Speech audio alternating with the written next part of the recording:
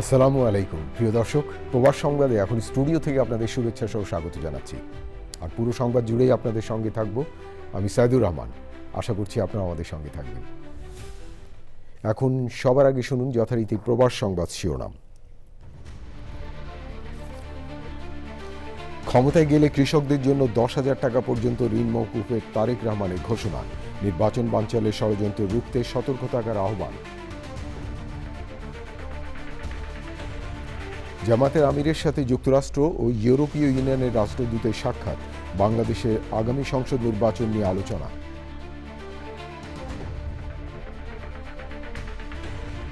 New jersey স্টেটে সপ্তাহান্তে আবারও শীতকালীন ঝড়, আঘাত হানার পূর্বাভাস। দ্রুত শক্তিশালী হয়ে ওঠা নর্থ ইস্টার এবং বোম সাইক্লোনে রূপ নেয়ার আশঙ্কা।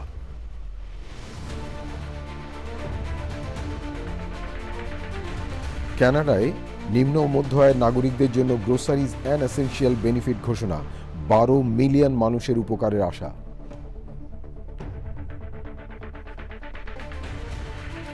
এবং সাফ নারী ফুটসাল চ্যাম্পিয়ন বাংলাদেশ দল ঢাকায়। বিমানবন্দর থেকে শহর পরিভ্রমণ শেষে হাতিরঝিলে এমফি থিয়েটারে গণসংবর্ধনা।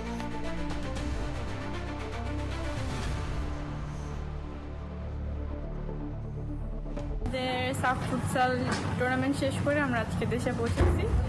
আর আমাদের সাফ ফুটসালে 7টা দেশ ছিল, ইনক্লুডিং বাংলাদেশ। আর আমরা চ্যাম্পিয়ন হতে পেরেছি, আলহামদুলিল্লাহ। আপনারা সবাই দোয়া করবেন যাতে আমরা ফুটসালটা আরও সামনে আগায় নিয়ে যেতে পারি।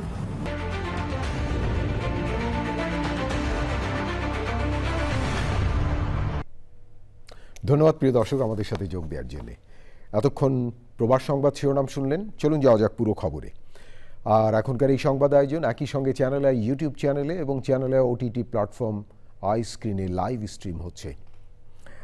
বিএনপি চেয়ারম্যান তারেক রহমান বলেছেন, নির্বাচনে জনগণের সমর্থন পেয়ে ধানের শীষ ক্ষমতায় আসলে পদ্মা ব্যারেজ নির্মাণ এবং বরেন্দ্র প্রকল্পের কাজ চালু করা হবে। রাজশাহীর ঐতিহাসিক মাদ্রাসা মাঠের জনসভায় তিনি আরও বলেন, কৃষকদের জন্য সুদসহ 10,000 টাকা পর্যন্ত কৃষি ঋণ মওকুফ করবে বিএনপি। একটি মহল নির্বাচনকে বানচালে ষড়যন্ত্র করছে। 12 ফেব্রুয়ারি নির্বাচন কেউ যাতে বানচাল করতে না পারে সেজন্য সবাইকে সজাগ থাকার আহ্বান জানান তারেক রহমান। পরে নওগাঁ এটিএম মাঠের নির্বাচনী জনসভায় বক্তৃতা করেন তারেক রহমান। প্রিয় দর্শক, রাজশাহী এবং নওগাঁ থেকে জয়দেবের ভিডিও চিত্রে আরও জানাচ্ছেন মইনুল হাসান। পদ্মার নীল জলরেখা ছুঁয়ে আসে রাজশাহীর বাতাস। আমের মুকুলে গ্রান, লাল মাটির পথ আর সংগ্রামী মানুষের শহর রাজশাহী। সিলেট, চট্টগ্রাম ও ময়মনসিংহের পর এবার বিএনপির চেয়ারম্যান তারেক রহমানের সমাবেশ পদ্মা নদীর পারের শহর রাজশাহীতে।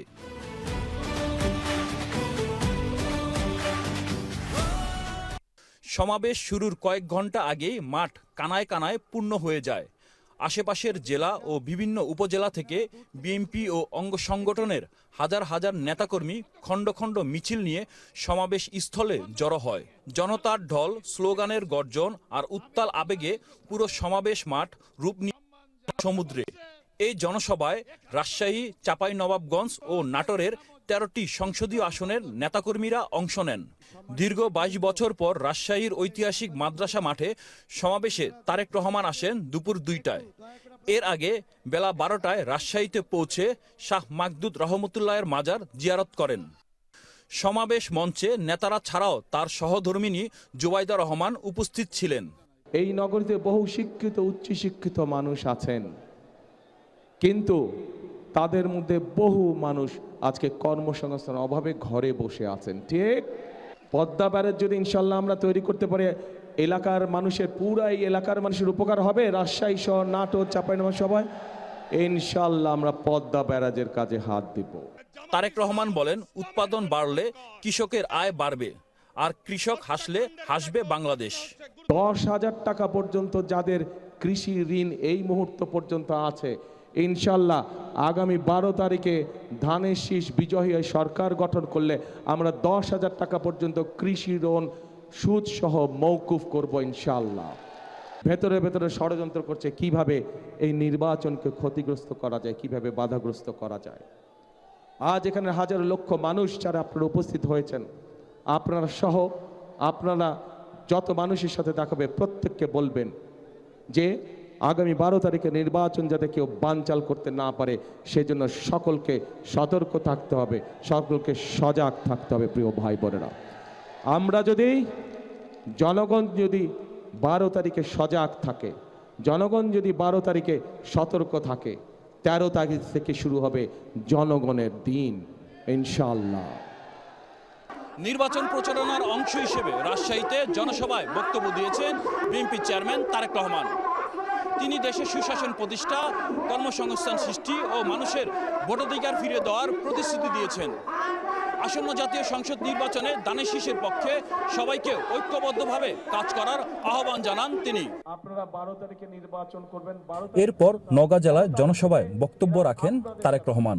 আপনাদেরকে চোখ কান খুলে রাখতে হবে, আপনাদেরকে চোখ কান খুলে রাখতে হবে যাতে ষড়যন্ত্র করে আপনাদের ভোট এদিক ওদিক না করে। ব্যালট বাক্স পাহারা দিতে হবে। 2008 সালে কি হয়েছিল মনে আছে? 2008 সালে কিন্তু ওই যে ম্যাজিক দেখা না, ম্যাজিক এই আছে এই নাই, ওই খালি বক্স দেখায় ভরা বক্স দেখা দিচ্ছে। তারপরে মনে আছে 2008 সালের ঘটনা? কাজে এই ব্যাপারে সতর্ক থাকতে হবে আপনাদেরকে। এই যে নওগাঁ জেলা, মনুল হাসান, চ্যানেল আই, নওগাঁ। জামায়াতে ইসলামের আমির ডক্টর শফিকুর রহমানের সঙ্গে বৈঠক করেন ঢাকায় নিযুক্ত মার্কিন রাষ্ট্রদূত ব্রেন্ট টি ক্রিস্টেনসেন। বৃহস্পতিবার সকাল 8টায় রাজধানীর বসুন্ধরা আমিরের রাজনৈতিক কার্যালয়ে আসেন তিনি। আগামী নির্বাচনে ক্ষমতায় যেই আসুক তার সাথেই মার্কিন যুক্তরাষ্ট্র কাজ করবে বলে বৈঠকে জানিয়েছেন রাষ্ট্রদূত। এরপর বৈঠক করেন ইউরোপীয় ইউনিয়নের রাষ্ট্রদূত। বিস্তারিত তাফিমুল ইসলামের রিপোর্টে। বৈঠকের নির্ধারিত সময় সকাল 8টা হলেও 10 মিনিট আগেই রাজধানীর বসুন্ধরায় জামায়াতে ইসলামের আমিরের রাজনৈতিক কার্যালয়ে আসেন মার্কিন রাষ্ট্রদূত ব্রেন্ট ক্রিস্টেনসেন। 4 সদস্যের প্রতিনিধি দল নিয়ে মার্কিন এই কূটনীতিক জামায়াতের আমিরের সঙ্গে বৈঠক করেন প্রায় 1 ঘন্টা। সকাল 9টার পর বৈঠক শেষে বের হন মার্কিন রাষ্ট্রদূত। এরপর সকাল 9:30টায় আসেন ইউরোপীয় ইউনিয়নের রাষ্ট্রদূত মাইকেল মিলার। প্রায় 30 মিনিট বৈঠক হয় তাদের জামাতের সাথে। বৈঠক শেষে সাংবাদিকদের মুখোমুখি জামায়াতে ইসলামের সহকারী সেক্রেটারি জেনারেল। আলোচনায় কি কথা হয়েছে তা জানান তিনি। আলোচনায় বিষয় হলো মূলত নির্বাচন। জিজ্ঞেস করেছেন নির্বাচনের অবস্থা কি, পরিবেশটা কি, আমাদের প্রস্তুতি কি। তিনি নির্বাচন কমিশন সহ অন্যান্য স্টেক হোল্ডারদের সাথে আলোচনা করেছেন, তার কিছু অভিমত তিনি ব্যক্ত করেছেন, আমাদের ব্যাপারে তিনি জানতে চেয়েছেন। আমরা বলেছি যে নির্বাচনের জন্য পরিবেশ, এটি লেভেল প্লেইং ফিল্ড নিশ্চিত করা, সেটি আমরা এখন দেখতে পাচ্ছি না। এছাড়াও বাংলাদেশের সংস্কারের যে বিষয়গুলো তারা জানতে চেয়েছেন, সামনে যে নির্বাচনের পাশাপাশি গণভোট যেটি হবে সেই বিষয়ে আমাদের অবস্থানটা জানতে চেয়েছেন। ক্ষমতায় গেলে জামায়াতে ইসলামী কেমন সরকার গঠন করবে তাও জানতে চেয়েছেন মার্কিন রাষ্ট্রদূত। আমরা সরকারে আসলে আমরা যে বলেছি যে সবাইকে নিয়ে আমরা ইনক্লুসিভ সরকার গঠন করব, সে বিষয়টির বিষয় তারা বুঝতে চেয়েছেন যেটা আসলে কি।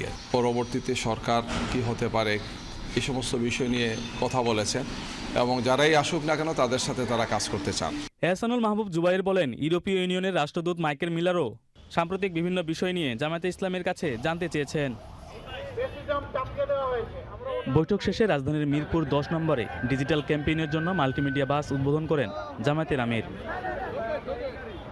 তাফিমুল ইসলাম, চ্যানেল আই, ঢাকা। রোহিঙ্গা সংকটে একমাত্র টেকসই সমাধান হল প্রত্যাবাসন, এমন মন্তব্য করেছেন অন্তর্বর্তী সরকারের প্রধান উপদেষ্টা অধ্যাপক মোহাম্মদ ইউনূস। রাষ্ট্রীয় অতিথি ভবন যমুনায় প্রধান উপদেষ্টার সঙ্গে সৌজন্য সাক্ষাৎ করতে গেলে জাতিসংঘের শরণার্থী সংস্থা UNHCR এর নবনিযুক্ত কান্ট্রি রিপ্রেজেন্টেটিভ আইভো ফ্রেইজেনকে একথা বলেন তিনি। প্রধান উপদেষ্টা বলেন, 1 মিলিয়নের বেশি রোহিঙ্গা শরণার্থীর দীর্ঘমেয়াদী অবস্থান কোনো সমাধান হতে পারে না। সমস্যার সূত্রপাত মিয়ানমারে, তাই সমাধানও সেখান থেকে আসতে হবে। সাক্ষাতেই UNHCR এর প্রতিনিধি কক্সবাজারের রোহিঙ্গা ক্যাম্পগুলোতে আন্তর্জাতিক সহায়তা তহবিলের গুরুতর ঘাটতির বিষয়টি তুলে ধরেন। পাশাপাশি ক্যাম্পগুলোতে আত্মনির্ভরতা ও জীবিকা ভিত্তিক সুযোগ বাড়ানোর প্রয়োজনীয়তার উপর জোর দেন তিনি।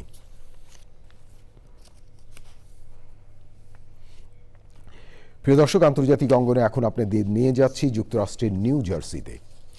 যুক্তরাষ্ট্রের নিউ জার্সি স্টেটে সপ্তাহান্তে একটি শক্তিশালী শীতকালীন ঝড় আঘাত হানতে পারে বলে সতর্ক করেছে বেসরকারি আবহাওয়া পূর্বাভাস সংস্থা আকুয়েদার। ঝড়টি দ্রুত শক্তিশালী হয়ে নর্থ ইস্টার এবং বোম সাইক্লোনে রূপ নিতে পারে বলে আশঙ্কা করা হচ্ছে। রিপোর্টে আরও জানাচ্ছেন সুব্রত চৌধুরী। আবহাওয়া বিশেষজ্ঞদের মতে আটলান্টিক উপকূলে সৃষ্ট একটি ঝড় সপ্তাহান্তে নিউ জার্সি স্টেটের আবহাওয়ায় বড় ধরনের প্রভাব ফেলতে পারে। আকোয়েদারের পূর্বাভাস অনুযায়ী নিউ জার্সির উপকূলীয় এলাকা, বিশেষ করে জার্সি শোর অঞ্চলে 3 থেকে 6 ইঞ্চি পর্যন্ত তুষারপাত হতে পারে। এছাড়া রাজ্যের অভ্যন্তরীণ এলাকায় শনিবার ও রবিবার মিলিয়ে 1 থেকে 3 ইঞ্চি তুষারপাতের সম্ভাবনা রয়েছে। এছাড়া ঝড়ের সঙ্গে থাকবে প্রবল বাতাস এবং সমুদ্রে থাকবে উত্তাল। এর ফলে উপকূলীয় এলাকায় জলোচ্ছ্বাস, বন্যা এবং সৈকত ক্ষয়ের ঝুঁকি তৈরি হয়েছে। আবহাওয়াবিদরা জানিয়েছেন, ঝড়টির গতিপথ নিয়ে এখনো অনিশ্চয়তা রয়েছে। কম্পিউটার ভিত্তিক পূর্বাভাস মডেলগুলো কখনো ঝড়টিকে উপকূলের কাছ দিয়ে অগ্রসর হতে দেখাচ্ছে, আবার কখনো সেটিকে অনেক দূরে সমুদ্রে রাখছে। ঝড়টি উপকূলের কাছাকাছি এলে তুষারপাত ও ক্ষয়ক্ষতির মাত্রা আরো বেড়ে যেতে পারে। বিশেষজ্ঞদের মতে ঝড়টি দ্রুত শক্তিশালী হয়ে বোম সাইক্লোন হিসেবে তীব্রতা অর্জন করতে পারে। বোম সাইক্লোন বলতে বোঝায় যখন 24 ঘন্টার মধ্যে ঝড়ের বায়ুচাপ দ্রুত হ্রাস পেয়ে সেটি অত্যন্ত শক্তিশালী হয়ে ওঠে। আকোয়েদার আরো জানিয়েছে, সবচেয়ে বেশি ক্ষতিগ্রস্ত এলাকাগুলোতে ব্লিজার্ড পরিস্থিতি অর্থাৎ প্রবল তুষারপাত ও ঝড় হওয়া একসঙ্গে দেখা দিতে পারে। এদিকে যুক্তরাষ্ট্রের জাতীয় আবহাওয়া পরিষেবা জানিয়েছে, তারা ঝড় পরিস্থিতি নিবিড়ভাবে পর্যবেক্ষণ করছে। সংস্থাটি বলেছে, নির্দিষ্ট পূর্বাভাসে এখনো কিছুটা অনিশ্চয়তা থাকলেও তুষারপাত, প্রবল বাতাস এবং উপকূলীয় বন্যার কারণে নিউ জার্সির কিছু এলাকায় মাঝারি থেকে গুরুতর প্রভাব পড়তে পারে। Subrata Chowdhury, channel I, Atlantic city, new jersey, America. প্রিয় দর্শক, নিউ জার্সি থেকে চলুন যাওয়া যাক নিউ ইয়র্কে। শক্তিশালী তুষার ঝড়ের পর নিউ ইয়র্ক সহ যুক্তরাষ্ট্রের বিভিন্ন অঙ্গরাজ্যে চলছে শৈত্যপ্রবাহ। রাস্তা ঘাটে জমে আছে বরফের স্তূপ। তুষারঝড়ে যুক্তরাষ্ট্রে মৃতের সংখ্যা 42 জনে দাঁড়িয়েছে। গৃহহীনদের নিকটবর্তী অস্থায়ী আশ্রয়ে কেন্দ্রে থাকতে বলেছে কর্তৃপক্ষ। নিউ ইয়র্ক থেকে আরও জানাচ্ছেন মাইনুল ইসলাম।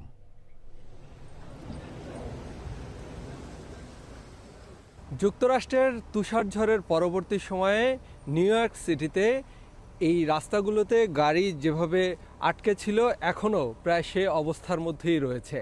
এবং আমরা যদি বলি যে এই এখন পর্যন্ত যুক্তরাষ্ট্রের যে অঙ্গরাজ্যগুলোর উপর দিয়ে তুষারঝড় বয়ে গেছে, সেই অঙ্গরাজ্যগুলোতে এইভাবেই বরফের স্তূপ জমে আছে বিভিন্ন জায়গায়, এবং যার ফলে প্রচণ্ড ঠান্ডা এবং শুরু হয়েছে, অর্থাৎ শৈত্যপ্রবাহ চলছে। এবং এই যে ঠান্ডা এবং শৈত্যপ্রবাহের ফলে সাধারণ মানুষের স্বাভাবিক যে চলাচল সেটি কিন্তু স্থবিরই রয়েছে বলা চলে। স্কুলগুলো ধীরে ধীরে খোলার চেষ্টা করছে, তবে এখনও পূর্ণাঙ্গ কার্যক্রম শুরু করেনি। এ পর্যন্ত ঠান্ডার কারণে, প্রচণ্ড ঠান্ডার কারণে 42 জনের উপরে মানুষ মৃত্যুবরণ করেছেন। এইদিকে বিমানবন্দরগুলোতে যে ফ্লাইট বন্ধ ছিল সেগুলো ধীরে ধীরে চালু হওয়ার অবস্থায় রয়েছে, তবে যাত্রীদের উদ্দেশ্যে বলা হয়েছে যেন তারা একটু সময় নিয়ে বিমানবন্দরে যায়, কারণ ফ্লাইটগুলো বেশ ডিলে রয়েছে। যুক্তরাষ্ট্র সরকার এবং আমরা যদি বলি যে নিউ ইয়র্কের মেয়রের কেউ বলা হয়েছে যেন মানুষজন বাহিরে কম বের হয়ে বাসায় ওয়ার্ম থাকে, কারণ এই ঠান্ডার কারণে মানুষ অসুস্থ হয়ে যাওয়ার সম্ভাবনা বেশি থাকে। তো সবকিছু মিলিয়ে আসলে যুক্তরাষ্ট্রের পরে কিন্তু এখন সেই তুষারঝড়টি কানাডার দিকে রয়েছে, এবং যে কোনো জরুরি প্রয়োজনে আসলে 311 বা 911 কল করার সুযোগ তো থাকছেই। নিশ্চয়ই পরবর্তী আরও তথ্য নিয়ে পরবর্তীতে আপনাদের সামনে হাজির হওয়ার চেষ্টা করব। ইরানের পররাষ্ট্রমন্ত্রী আব্বাস আরাগচি হুঁশিয়ার করে বলেছেন, যুক্তরাষ্ট্রের পক্ষ থেকে সম্ভাব্য যে কোনো হামলার তাৎক্ষণিক ও শক্তিশালী জবাব দিতে প্রস্তুত তার দেশ। যুক্তরাষ্ট্রের শক্তিশালী নৌবহর তেহরানের দিকে এগুচ্ছে। ট্রাম্পের এই হুমকির জবাবে আরাগচি একথা জানান। সৌদি ক্রাউন প্রিন্স মোহাম্মদ বিন সালমান স্পষ্ট জানিয়ে দিয়েছেন, ইরানে অভিযান চালানোর ক্ষেত্রে সৌদি আরবের আকাশসীমা ও ভূখণ্ড ব্যবহার করতে দেয়া হবে না। প্রিয় দর্শক, রিপোর্টে আরও জানাচ্ছেন সুদীপ্তা মাহমুদ। মুদ্রার মান পড়ে যাওয়া সহ চরম অর্থনৈতিক সংকটের কারণে ইরান জুড়ে বিক্ষোভ শুরু হয় 2025 সালের 28শে ডিসেম্বর থেকে। বিক্ষোভে এ পর্যন্ত কয়েক হাজার মানুষ নিহত হয়। বিক্ষোভকারীদের সব ধরনের সহায়তা দেওয়ার কথা বলে ইরানে হামলার হুমকি দিয়ে আসছেন মার্কিন প্রেসিডেন্ট ডোনাল্ড ট্রাম্প। তবে বিক্ষোভ কিছুটা স্তিমিত হলেও তেহরান হোয়াইট হাউস বিরোধ চরম উত্তেজনায় রয়ে গেছে। বুধবার মার্কিন প্রেসিডেন্ট ডোনাল্ড ট্রাম্প ইরানের বিরুদ্ধে সামরিক পদক্ষেপের হুমকি পুনর্ব্যক্ত করার কয়েক ঘণ্টা পর দেশটির পররাষ্ট্রমন্ত্রী আব্বাস আরাকচি সামাজিক যোগাযোগ মাধ্যমে জানান তাদের আঙুল ট্রিগারে। ইরানের সাহসী সশস্ত্র বাহিনী প্রস্তুত রয়েছে জানিয়ে যে কোনো আগ্রাসনের তাৎক্ষণিক ও শক্তিশালী জবাব দিতে তারা প্রস্তুত। তিনি বলেন, সামরিক হুমকি দিয়ে কূটনৈতিক প্রচেষ্টা চালানো কোনো ফলপ্রসূ উপায় হতে পারে না। যদি তারা আলোচনায় বসতে চায় তাহলে হুমকি ও অযৌক্তিক প্রসঙ্গ তোলা বাদ দিতে হবে। ট্রুথ সোশ্যালে ট্রাম্প বলেন, ইরানের দিকে তাদের যুদ্ধজাহাজের সুসজ্জিত বিশাল নৌবহর যাচ্ছে। এর আগেই পরমাণু চুক্তি করতে হবে, নয়তো গত বছরের জুনে পারমাণবিক অবকাঠামো লক্ষ্য করে যে হামলা চালানো হয়েছিল, এবার তার চেয়েও বড় হামলা চালানো হবে। সৌদি ক্রাউন প্রিন্স মোহাম্মদ বিন সালমান ইরানের প্রেসিডেন্ট মাসুদ পেজেশকিয়ানকে আশ্বস্ত করে বলেছেন, ইরানে সামরিক অভিযান চালানোর ক্ষেত্রে কোনো দেশকে সৌদি আরবের আকাশসীমা ও ভূখণ্ড ব্যবহার করতে দেবে না Riyadh. Sudipta Mahmud, channel I. প্রিয় দর্শক, প্রবাস সংবাদে এবারে দৃষ্টি দেব কানাডার দিকে। কানাডার অর্থনীতিকে চাঙ্গা করতে একের পর এক যুগান্তকারী পদক্ষেপ নিচ্ছেন প্রধানমন্ত্রী মার্ক কার্নি। দ্রব্যমূল্যের ঊর্ধ্বগতিতে দিশেহারা মধ্যবিত্ত নিম্ন আয়ের নাগরিকদের বিশেষ সুবিধা দিতে তিনি কানাডা গ্রোসারিজ অ্যান্ড এসেনশিয়াল বেনিফিটের ঘোষণা দিয়েছেন। এতে 12 মিলিয়নেরও বেশি মানুষ উপকৃত হবেন। প্রিয় দর্শক, দেখুন কানাডা প্রতিনিধি আহসান রাজীব বুলবুলের রিপোর্ট। বিশ্বজুড়ে আর্থিক সংকটের মধ্যে কানাডায় খাদ্যপণ্যের দাম প্রায় দ্বিগুণ বেড়েছে। জীবনযাত্রার ব্যয় বাড়ায় হিমশিম খাচ্ছেন নাগরিকরা। Today we're announcing that our government is launching the new Canada's Groceries and Essentials benefit. This will deliver hundreds of dollars more into the bank accounts of more than 12 million Canadians. ঠিক এমন একটি সময় প্রধানমন্ত্রীর Canada groceries and essential বেনিফিটের ঘোষণায় সন্তোষ প্রকাশ করেছেন কানাডিয়ানরা। Mark কার্নির এই সিদ্ধান্তকে আমি সাধুবাদ জানাই। এটা নিম্ন ও সাধারণ মধ্যবিত্ত কানাডিয়ানদের জন্য নিঃসন্দেহে একটি প্রশংসনীয় উদ্যোগ। গ্রোসারি রিবেট সুবিধার আওতায় 4 সদস্যের পরিবার এবছর সর্বোচ্চ $1890 পর্যন্ত পাবেন, যা আগে ছিল $1100।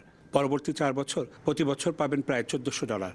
সিঙ্গেল ব্যক্তি পাবেন সর্বোচ্চ $950 পর্যন্ত। জিএসটি এবং গ্রোসারি রিবেটের যে প্রোগ্রামটা ঘোষণা করছে, এটা দ্বারা আমরা সবাই খুব উপকৃত হব। বিশেষ করে যারা লাস্ট ইয়ারে ইনকাম ট্যাক্স ফাইল করছে, ওনারা সবাই এই বেনিফিটের জন্য কোয়ালিফাইড হবে। কানাডায় বসবাসরত প্রবাসী বাঙালিরাও এই সুবিধা পাবেন। আমাদের জন্য অনেক উপকার এসেছে। একজন কানাডিয়ান হিসাবে মিস্টার কার্নির এই সিদ্ধান্তে আমরা অনেক উপকৃত এবং কৃতজ্ঞ। এই উদ্যোগকে আমরা আন্তরিকভাবে স্বাগত জানাই। অন্যদিকে রাজনীতিতে বিরোধিতা থাকলেও জনগণের স্বার্থে গ্রোসারি বেনিফিটকে ইতিবাচক হিসেবে দেখছেন বিরোধী দলীয় নেতা ও কনজারভেটিভ পার্টির প্রধান পিয়েরে পলিও। কানাডার বর্তমান পরিস্থিতিতে প্রধানমন্ত্রী মার্ক কার্নির এই সিদ্ধান্ত কানাডার রাজনীতিতে মাইলফলক হয়ে থাকবে বলে মনে করছেন বিশ্লেষকেরা। কানাডার প্রধানমন্ত্রী মার্ক কার্নি নিজে একজন অর্থনীতিবিদ। তার অভিজ্ঞতাগত জ্ঞান দিয়ে কানাডার সাধারণ জনগণের জন্য যে প্রচেষ্টা অব্যাহত রেখেছেন, তারই প্রতিফলস্বরূপ এই গ্রোসারি বেনিফিটের ঘোষণা। ভবিষ্যতে এ ধরনের ঘোষণা আরও অব্যাহত থাকবে, এমনটাই প্রত্যাশা করেন কানাডায় বসবাসরত কানাডিয়ান নাগরিকেরা। কানাডার ক্যালগারি থেকে আহসান রাজীব বুলবুল, চ্যানেল আই। এবারে প্রসঙ্গ কাতার। কাতারের রাজধানী দোহায় শুক্রবার হতে যাচ্ছে এশিয়ান মেগা কনসার্ট 2026। আয়োজনে মূল আকর্ষণ হিসেবে মঞ্চ মাতাবেন নগর বাউল খ্যাত শিল্পী জেমস। দোহার শিল্পনগরী সানাইয়া এলাকার এশিয়ান টাউন্সের এমফি থিয়েটারে জাঁকজমকপূর্ণ এই আয়োজনের media partner channel I. Concert উপলক্ষে সংবাদ সম্মেলনে জানানো হয়, অনুষ্ঠানে প্রধান অতিথি থাকবেন কাতারে বাংলাদেশের রাষ্ট্রদূত হজরত আলী খান। রাষ্ট্রদূত হজরত আলী খানের সঙ্গে দেখা করেন চ্যানেল আইয়ের ব্যবস্থাপনা পরিচালক ও বাংলা একাডেমি পুরস্কারপ্রাপ্ত শিশু সাহিত্যিক ফরিদুর রেজা সাগরের লেখা ছোট কাকু সিরিজের সংকলন ছোট কাকু সিরিজ 40 বইটি উপহার হিসেবে তুলে দেন চ্যানেল আইয়ের অনুষ্ঠান বিভাগের অ্যাসিস্ট্যান্ট ম্যানেজার আমিনুল ইসলাম রাজু।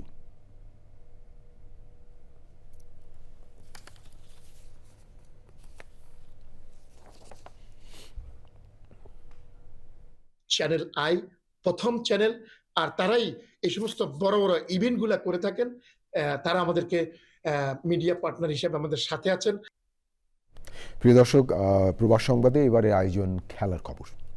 প্রথমবার আয়োজিত সাফ নারী ফুটসাল দল শিরোপা জিতে সন্ধ্যায় ব্যাংকক থেকে ঢাকায় ফিরেছে। সাবিনা আক্তারের নেতৃত্বে শিরোপা জেতা নারী ফুটসাল দলকে আন্তরিক সম্বর্ধনায় স্বাগত জানিয়েছে দেশের ভক্তরা। ঢাকার শাহজালাল আন্তর্জাতিক বিমানবন্দরে ভালোবাসায় সিক্ত আবেগ আপ্লুত ফুটসাল জয়ী নারী দল সবার কাছে আগামীর জন্য দোয়া চেয়েছেন ও কৃতজ্ঞতা জানিয়েছেন।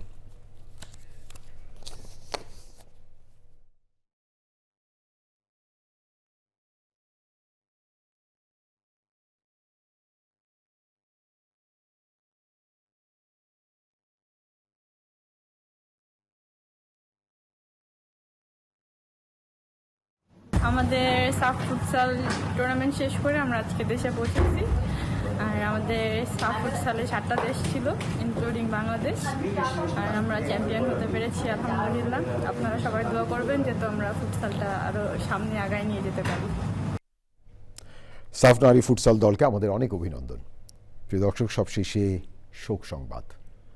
প্রয়াত লেফটেন্যান্ট জেনারেল খাজা ওয়াসিউদ্দিনের সহধর্মিণী বেগম ওয়াহিদা ওয়াসিউদ্দিন বৃহস্পতিবার ভোরে যুক্তরাষ্ট্রের মেরিল্যান্ডে মারা গেছেন। ইন্না লিল্লাহি ওয়া ইন্না ইলাইহি রাজিউন। তিনি রেখে গেছেন 3 পুত্র, 1 কন্যা, অনেক স্বজন। তার ইচ্ছা অনুযায়ী তাকে দেশে ফিরিয়ে এনে ঢাকার দিলখুশায় তার প্রয়াত স্বামীর পাশে দাফন করা হবে। লেফটেন্যান্ট জেনারেল খাজা ওয়াসিউদ্দিন পাকিস্তান সেনাবাহিনীর এবং পরবর্তীতে বাংলাদেশ সেনাবাহিনীর একজন জ্যেষ্ঠ কর্মকর্তা ছিলেন। পরবর্তীতে তিনি বাংলাদেশের কূটনীতিক হিসেবেও দায়িত্ব পালন করেন। প্রিয় দর্শক, এই ছিল আপনাদের জন্য আমাদের সকল আয়োজন। তবে যাওয়ার আগে প্রবাস সংবাদ শিরোনাম আরও একবার। ক্ষমতায় গেলে কৃষকদের জন্য 10,000 টাকা পর্যন্ত ঋণ মওকুফে তারেক রহমানের ঘোষণা। নির্বাচন বানচালে ষড়যন্ত্র রুখতে সতর্ক থাকার আহ্বান। জামায়াতের আমিরের সাথে যুক্তরাষ্ট্র ও ইউরোপীয় ইউনিয়নের রাষ্ট্রদূতের সাক্ষাৎ। বাংলাদেশের আগামী সংসদ নির্বাচন নিয়ে আলোচনা।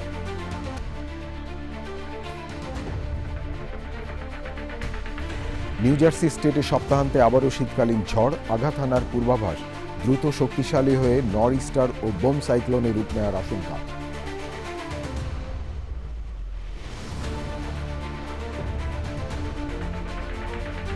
কানাডার নিম্ন ও মধ্য আয়ের নাগরিকদের জন্য গ্রোসারিজ অ্যান্ড এসেনশিয়াল বেনিফিট ঘোষণা। 12 মিলিয়ন মানুষের উপকারের আশা।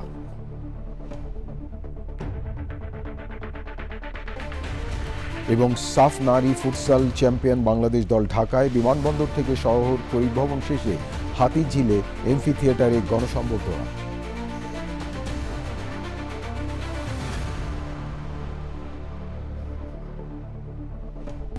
সাফ ফুটসাল টুর্নামেন্ট শেষ করে আমরা আজকে দেশে পৌঁছেছি। আর আমাদের সাফ ফুটসালে 7টা দেশ ছিল, ইনক্লুডিং বাংলাদেশ। আর আমরা চ্যাম্পিয়ন হতে পেরেছি, আলহামদুলিল্লাহ। আপনারা সবাই দোয়া করবেন যাতে আমরা ফুটসালটা আরও সামনে আগায় নিয়ে যেতে পারি।